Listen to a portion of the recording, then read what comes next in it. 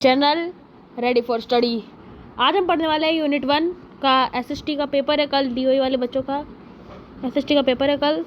अब syllabus wise पढ़ेंगे। मैं आपको एक बार सिलेबस बता देता हूँ, यहाँ पे लिख के बता देता हूँ। पहला चैप्टर आ रहा है आपका और चौथा आ रहा है।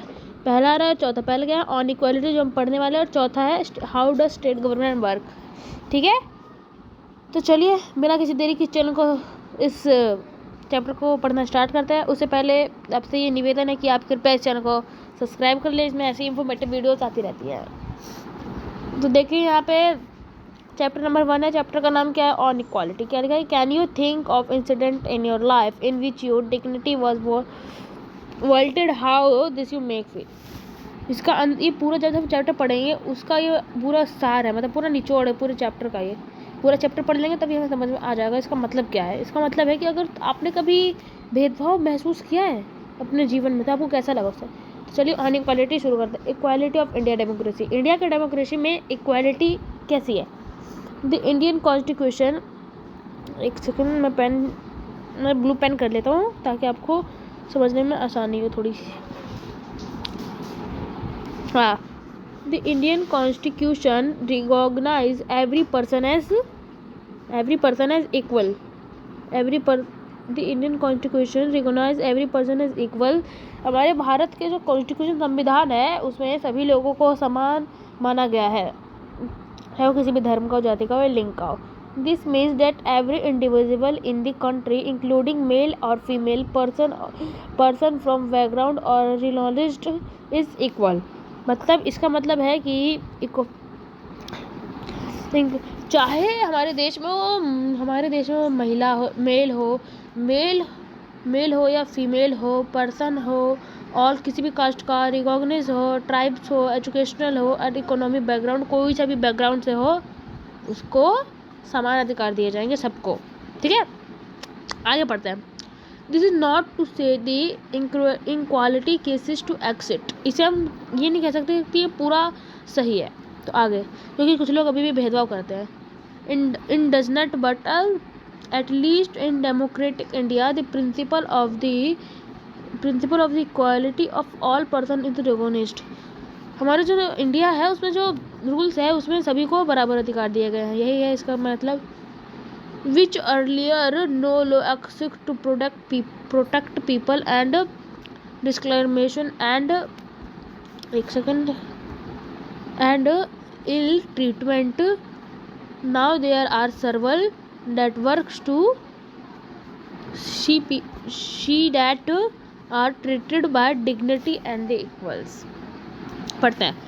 इसमें बताएगा कि पुराने टाइम में अर्लियर टाइम में कोई लो वो नहीं थे, नो लो एक्सेप्ट, कोई पीपल्स को प्रोटेक्ट करने के कोई लो नहीं थे, लोगों को जो है उन्हें अधिकार नहीं दिए जाते उस तरह से, कोई मतलब नियम नहीं थे उस टाइम।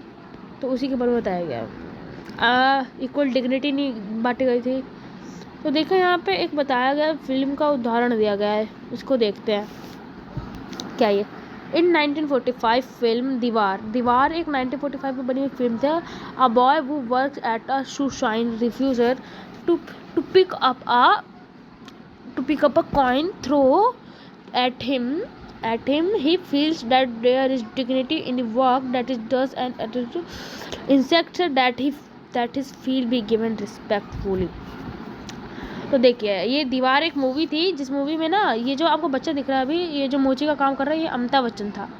कौन थे, अमिताभ बच्चन थे। ठीक, तो इस मूवी में ना जो ये आए थे, ये कुछ लोग थे, उन्होंने इसके जूते पॉलिश करने वाला था, ये मोची था, तो उसको पैसे फेंक कर दिए। फिर उसने उसे बताया कि हमारी भी रिस्पेक्ट है, हम भी मेहनत से काम कर रहे हैं। फिर उसके बाद उसे पैसे उसके हाथ में दिए गए। तो ये इक्वालिटी का एक बहुत बड़ा उदाहरण हो सकता है मूवी भी। आगे पढ़ते हैं।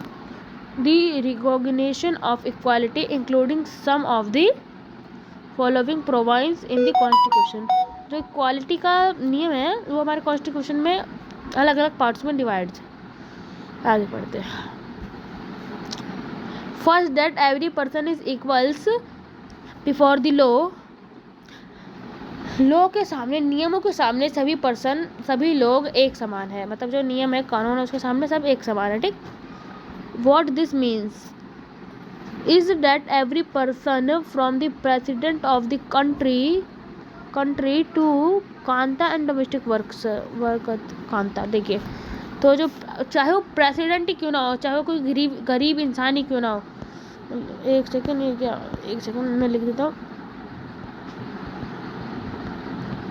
प्रेसिडेंट और कोई पुअर मैन, कोई भी हो, लेकिन सबके लिए नियम लो क्या है, लो सेम, लोवा सेम, ठीक, दोनों के लिए लो सेम है। अगर प्रेसिडेंट ने गलत काम किया तो उसे भी जेल होगी, अगर उसने गलत काम किया तो उसे भी जेल होगी। आगे बढ़ते हैं।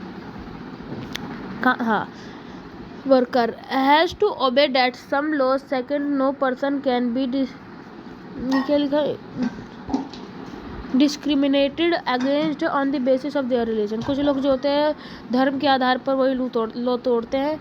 Race, caste, place of birth of value और फीमेल और मेल, और कास्ट कैसे, माता पिता कैसे हैं, उसको दे कहाँ पे जन्म हुआ है, मेल है फीमेल, उस पर भी होता है। थर्ड मतलब ये बता रहे हैं ना कि यहाँ पे भारत में ना 3 प्रकार के लोग रहते हैं। एक पहला होता है जो मतलब लोग फॉलो करते हैं, थर्ड होता है जो नहीं करते, आगे जो भेदभाव करते हैं। Third, every person has access to public places including playground, hotels, shop and markets. All person can be publicly available, wells, road and bathing yards for, इसमें बोला जा रहा है कि जो ये लोग होते हैं ना, ये सभी पर्सनों के अधिकार होते हैं। कुछ जो लोग मानते हैं जैसे कि होटल्स में अगर आपके पास पैसे तो कोई भी जा सकता है ना, प्लेग्राउंड में जिसके पास हुनर है वो जाएगा ही खेलने, क्रिकेट खेलने, शॉप्स, मार्केट्स, या सबके लिए है पब्लिसिटी। आगे बढ़ते हैं। और घाट्स में भी, बाथिंग घाट्स सब। Fourth, untouchable has been abolished. आगे बढ़ते हैं।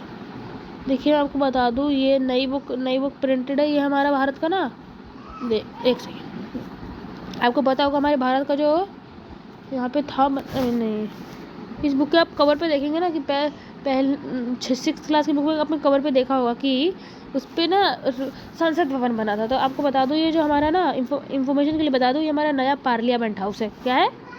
नया पार्लियामेंट हाउस, ये जनरल नॉलेज में हो सकता है।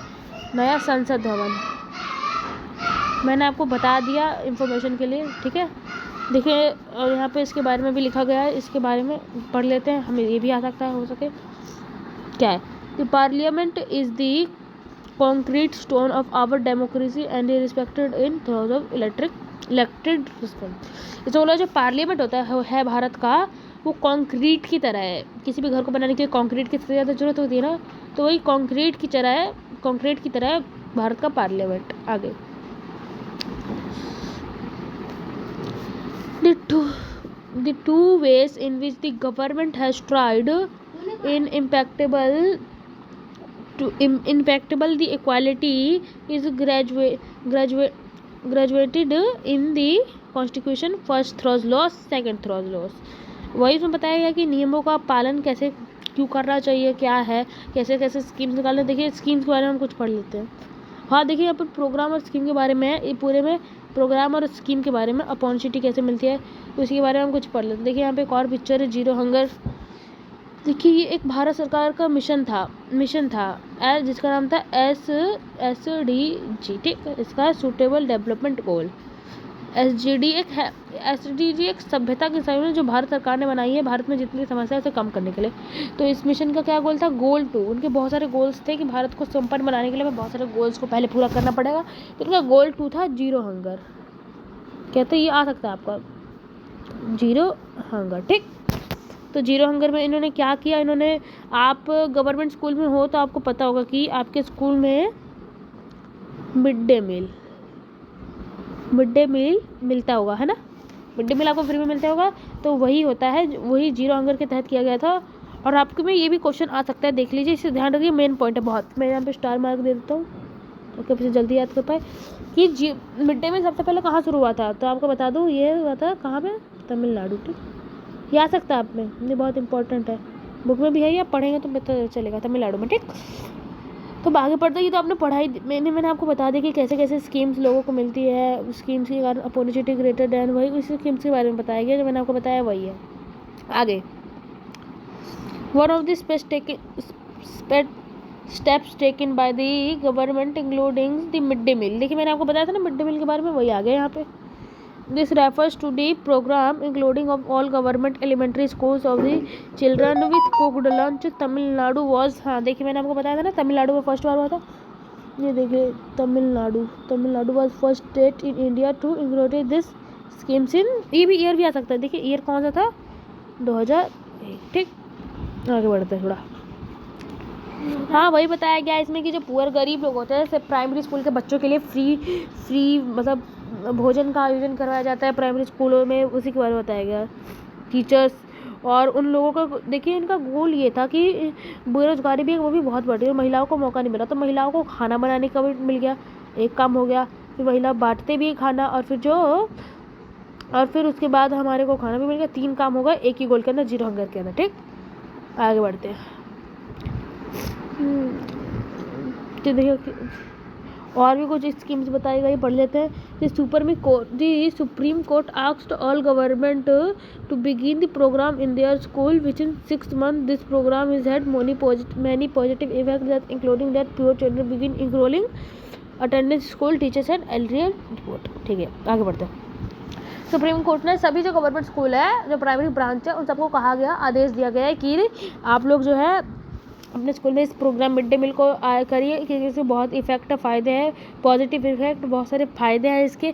जैसे कि अगर खाना मिलेगा तो गरीब बच्चे स्कूलों की तरफ आकर्षित होंगे, कम से कम कुछ तो पढ़ेंगे। देखिए हाँ मैंने बोला था ना कैसे 3 काम होते हैं। देखिए यहाँ पे खाना बांटने वाला हो गया, कोई खाना बना रहा होगा, ये बच्चों का खाना हो रहा है, 3 फ़ायदे एक साथ हो जा रहे हैं इस मिड डे मील में। ठीक, इसीलिए इसके बहुत सारे पॉजिटिव इफेक्ट है। अगर आपको पूछ दिया जाए how many positive effect and of mid day meal and red lamp, तो फिर आप क्या लिख सकते हैं कि जो the mission of zero hunger was goal for all childrens are not hunger and all it food and बेरोजगारी का ये बहुत बड़ा सोर्स है। आगे Children would often go home their lunch then it not return to school, but now with the midday meal beginning provides in school their attendance has improved. Their mothers was earlier had encouraged their work to feed their children at home during the day, now no longer need to do so। आगे आप इसका मतलब समझ लेते हैं। ठीक, ऐसा क्या है, जो चिल्ड्रन है वो घर चले जाते थे लंच पे, है ना, लेकिन अब मिड डे मील जब से मिलने लग गया है, जब से चिल्ड्रन घर पे नहीं जा रहे हैं और उनके जो अटेंडेंस है वो थोड़ी अटेंडेंस बढ़ गई है, और उनके जो माता पिता है देखिए यहाँ पे their mother are earlier has interrupted their work, और उसके जो उसके माता पिता है वो उसके काम काज से वो कितना अच्छा पढ़ रहा है उससे बहुत खुश हो रहे हैं। आगे देख लेते क्या है। और देखिए हम दलितों के बारे में तो हमने पढ़ा ही था 6ठी क्लास में। दलित क्या होता है, जो दबे हुए लोग होते हैं उनके लिए दलित शब्द का प्रयोग किया जाता है। ठीक, आगे कुछ वैसे इसमें मेन पॉइंट्स तो है नहीं, वही दलितों के बारे में बताया गया। मैं आपको कुछ और मेन पॉइंट्स बता देता हूँ। हाँ ये रहा, क्या है, इशूज़ ऑफ इक्वलिटी, वही बताया। ये आपको आएगा नहीं, मैं आप जो आ सकते हैं वो मैं आपको पढ़ा दे रहा हूँ क्योंकि कल ही आपका पेपर है। अगर आप बोले तो फिर मैं इसका बड़ा निकाल दूंगा, मैं इसका पूरा डिटेल में पढ़ा दूंगा, लेकिन अभी पेपर है इसलिए आपको यही पढ़ना ज़्यादा जरूरी है। देखिए ये सिविल राइट मूवमेंट 5 नंबर का पक्का आएगा, ये 100% गारंटी है मेरी। सिविल राइट मूवमेंट पक्का आएगा, देखिए इसे याद कर लीजिएगा। देखिए आपको बता दो सिविल राइट मूवमेंट हुआ क्या था। देखिए पहले जो अमेरिका में तो आप जानते हैं लोग ज़्यादा गोरे रहते थे, है ना, तो फिर देखिए और ये डॉक्टर भीम अम्बेडकर की समरी भी है, कुछ ये भी पढ़ लीजिएगा एक बार। ठीक, तो फिर सिविल राइट मूवमेंट में जो हुआ था, अफ्रीकन जो थे, कुछ अफ्रीकन लोग थे और अमेरिकन लोग थे, उन्हें उनके साथ भेदभाव किया जाता था अमेरिका में कि अलग रहेंगे। साउथ अफ्रीका की आपने कहानी सुनी होगी, पढ़ा होगा तो 6ठी क्लास के बुक में था एक चैप्टर, उसमें था कि साउथ अफ्रीका में गोरों और जो काले होते थे उन्हें अलग रखा जाता था, ऐसे ही अमेरिका में था। तो अमेरिका में लोगों ने एक मूवमेंट चलाया, एक आंदोलन चलाया जिसे कहा गया सिविल राइट मूवमेंट, उसमें उन्होंने अपने अधिकारों की मांग की थी। ठीक, यही है। देखिए ये आपको आएगा, ये आर्टिकल वाला आ सकता है आपका, ये मेन पॉइंट है। थोड़ा मैं रेड पेन चूज करता हूँ, रेड पेन, मेन पॉइंट्स को मैं रेड पेन से डिनोट कर देता हूँ। ये मेन पॉइंट है, ये आपका आ सकता है। ठीक, ये याद कर लीजिएगा एक बार यहाँ पे। हाँ ये देखिए ग्लोसरी, हर चैप्टर की जो आपका सिलेबस में आ रहा है ना, एक और आ रहा है how does state government work. ठीक है, उसके ग्लोसरी जरूर पढ़ लिया करिए, ग्लोसरी जरूर पढ़िए। मैं आपको बताता था सबका मतलब। यूनिवर्सल अडल्ट फ्रेंचाइज क्या है, देखिए ये एक बहुत बड़ा पार्ट है हमारी डेमोक्रेसी का, इसके अंतर्गत जो होते हैं ना 18, आपने पढ़ा होगा वोट कौन कौन दे सकते हैं, जो जिनकी एज 18+ हो वही वोट दे सकते हैं ना। तो वही है उसमें बताया गया कि लोग किस तरह वोट दे सकते हैं, कौन प्रकार के लोग वोट सकते हैं, चाहे वो किसी भी लिंग का हो, किसी भी जाति का हो, किसी भी बैकग्राउंड से हो। ठीक है, आ गया डिग्निटी। वही डिग्निटी बताया गया है कि हमें एक दूसरे की मदद करना चाहिए, एक दूसरे का मतलब सहायता करना चाहिए, ना कि उसका भेदभाव करना चाहिए उसके साथ हमें। ये देखिए दिखाया गया है पर्सन ब्रोथली रिस्पेक्ट करनी चाहिए उसकी। ठीक है, कॉन्स्टिट्यूशन क्या है आपको तो पता ही होगा, एक डॉक्यूमेंट है जिसमें लॉस है सारे। ठीक, सिविल राइट मूवमेंट मैंने आपको बता दिया कि वो अंग्रेज अफ्रीकी और अमेरिकन लोगों ने जो आंदोलन किया था अपने अधिकारों के लिए, तो वही है। तो फिर आप सबका बहुत बहुत धन्यवाद, आपने इसको पूरा पढ़ा, आपने उसको पूरा पढ़ा मेरे साथ। देखिए मैंने आपको इसमें पूरा चैप्टर तो नहीं पढ़ाया, लेकिन मगर आपको जो मेन पॉइंट है ना वो मैंने कवर करवा दी। ठीक है, धन्यवाद। तो फिर हमारे चैनल को सब्सक्राइब कीजिए। अगर आपको कोई दिक्कत आ रही है, कोई और चैप्टर समझना है क्लास 7th में, तो आप इसमें ट्यूट कर सकते हैं, हम समझाने के लिए हैं यहाँ पे। ठीक है, so please subscribe ready for study. धन्यवाद।